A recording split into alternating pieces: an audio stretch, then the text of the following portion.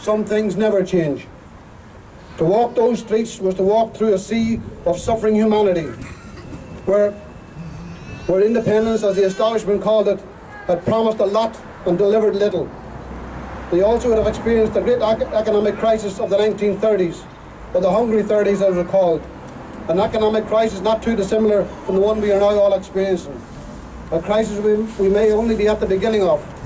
A crisis that gave birth to fascism and the savagery of the Second World War.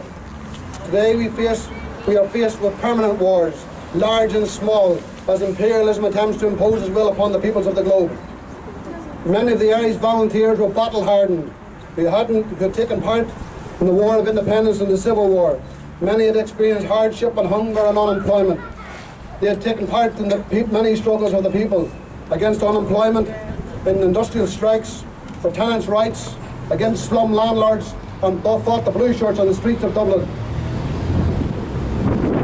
They continued to struggle against the Free State government.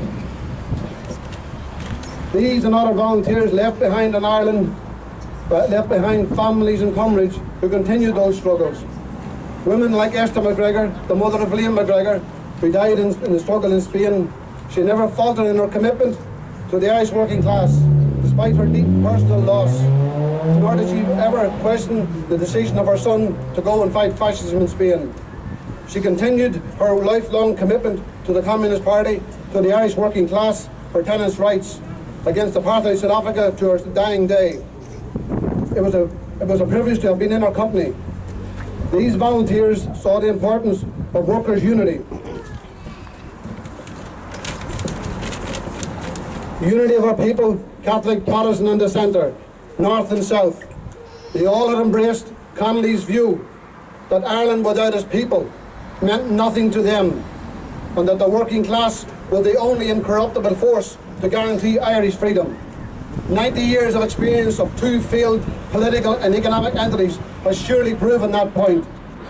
When we reflect back to the Ireland of the 1930s, from our time of instant communication across the globe, most children of 9 or 10 have mobile phones, have computers at home or in school that can give them instant access to a world of instant information.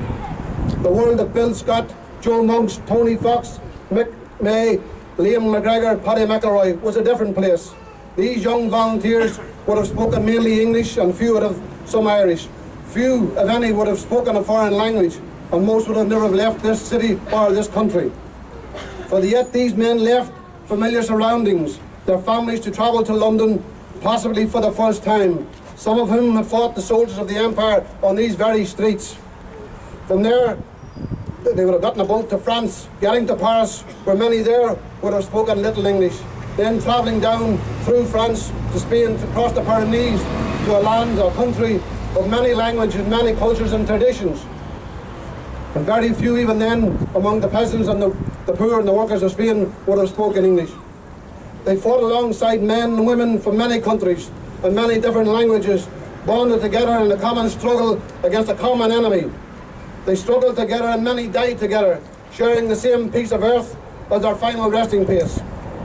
They showed by example that another world is possible and that another world is necessary. A struggle which is as important today, if not more important, as it ever has been.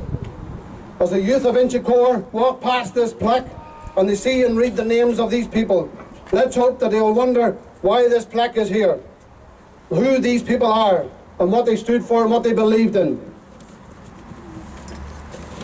That these were real heroes of their community, real examples to find inspiration in and to follow their footsteps in the battle for a new and better tomorrow.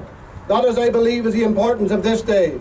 It is to acknowledge these men's contributions, but equally to show to a new generation of working class youth that change is possible, and by the combined actions of us all. I salute the memory of Bill Scott, Joe Monks, Tony Fox, Liam McKay, Liam McGregor and Paddy McElroy. Thank you.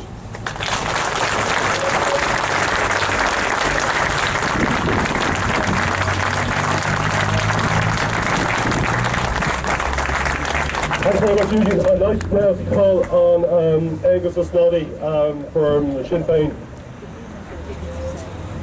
Agus tá sé seo go hinnta go bhfuil slú chomóisiún Balahan Shokum and Ordi Yedif, the Cheshire Far Kroga, Trulacor for Boss, Son the Public, Son the Socialicus, Badaka Harla, Igwina, and Fascisticus. Mish Olive Rodul, then Sean York, my public tonic, as you know, quite sure, and I want to thank the organisers in particular for giving me the honour to address you as a crowd, but also to be part of the unveiling, I think, of a very important plaque. I am privileged, as a Sinn Féin TD, representing this area, to be associated with today. Táimid Balahan Sean Yukun, Cheshire Kroga on Calcashire, Comora, August, the Comora Vehicle Comor, August Shudi Gasson Ford, the Gwynn Fascisticus, Nihawan in Erin, a Comor, Harlar, the Star Orson the Hearn, in a Rev Oglig Nagail, equivalently, Timpin the Town, Tá sé sin ann, but a London station tá star on a road ole, agus sin cost in you, agus mit a Turkin Queena, Tony Fox o Oscar, Drid Orga, Michael Mayo Oscar, I Canela, Liam Bill McGregor, Joe Monks o Shrine the Parker, Paddy McElroy o Mash Street, agus Bill Scott o Ring Street. More in Drew Dunsa, Nina Vahna Gulmorha, agus Peter, more hail, New Severed on there. The 6 heroes and their comrades we are honouring today were, as the other speaker said, ordinary men and women, kind of like everybody else who was involved in the revolution here in Ireland, who did extraordinary things. And these 6 men were extraordinary in the fact that they had the courage to go and fight against fascism abroad. They risked life and limb to defend democracy, to stand with the people under attack in another country, away from home and friends. That takes courage and bravery, and we salute them for that. 3 of them, as you've heard, died in what was to be a forerunner for a much larger and bloodier conflict in the Second World War. If the democratic world had listened to the call of the Spanish people in 1936 and before, then we might never have seen the horrors which was wrought upon Europe, our continent, and in fact on the world in the next number of years afterwards. But they didn't pay heed. In fact, in many ways they were happy. They were happy to see the internationalists, the communists, the republicans, the socialists, and the visionaries under fire.